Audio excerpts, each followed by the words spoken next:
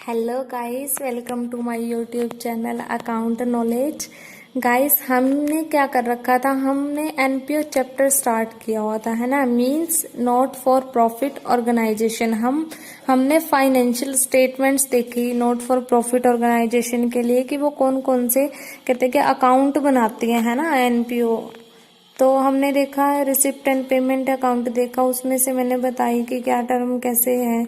उसके बाद हमने इनकम एंड एक्सपेंडिचर अकाउंट देखा, वो भी मैंने आपको अच्छे से बताया था कि है ना, वहाँ पे करंट ईयर के सारे खर्चे और इनकम वगैरह होती है, जो भी मैंने सारी आपको इम्पोर्टेंट टर्म्स बनाई।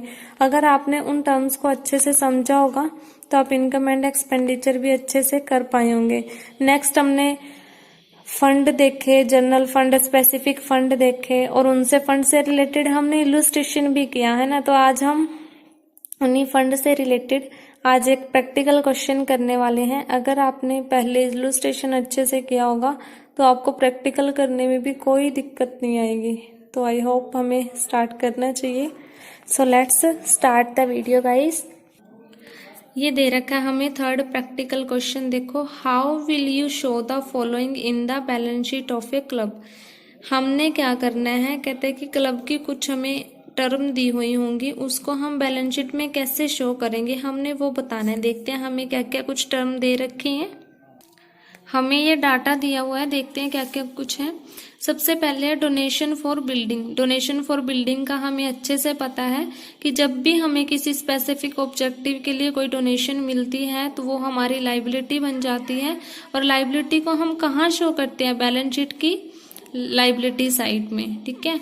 और नेक्स्ट है special contribution for computer lab. ये भी सेम केस है, हमें कंट्रीब्यूशन मिले किसके लिए, कंप्यूटर लैब के लिए। मींस हम इस कंट्रीब्यूशन को कहीं और यूज नहीं कर सकते, इससे सिर्फ हम कंप्यूटर लैब ही बनानी होगी।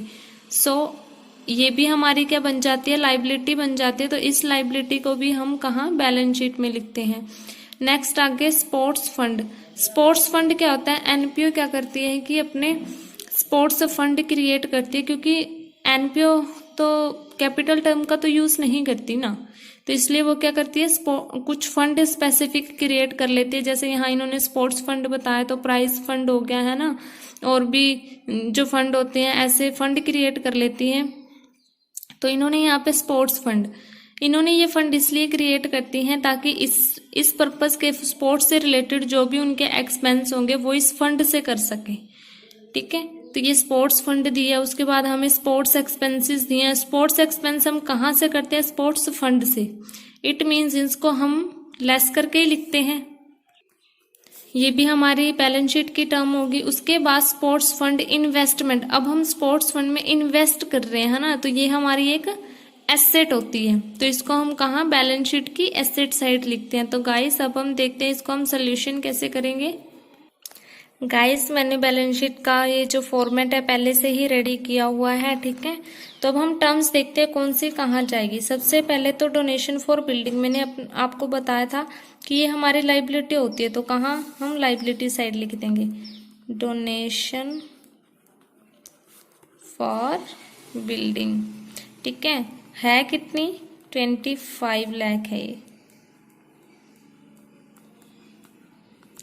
नेक्स्ट है special contribution for computer lab, ये भी हम लाइबिलिटी साइड लिख देंगे। मैंने आपको पहले ही सारे टर्म समझा दिए हैं कि कौन सी कैसे कहाँ जाएगी, तो इसको भी लिख देंगे हम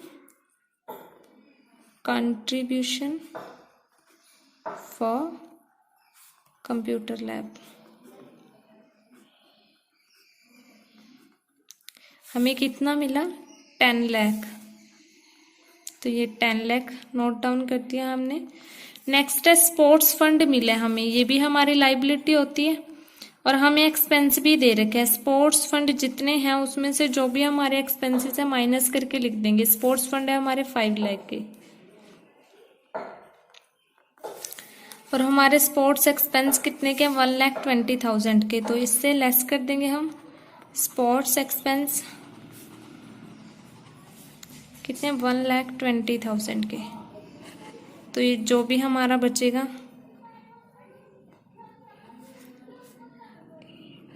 3,80,000 1000 के हमारे बचे, हमने स्पॉट फंड से एक्सपेंस माइनस कर दिया। नेक्स्ट क्या है, स्पॉट फंड इन्वेस्टमेंट, ये तो हमारी एसेट होती है ना, तो इसको एसेट साइड लिख देंगे।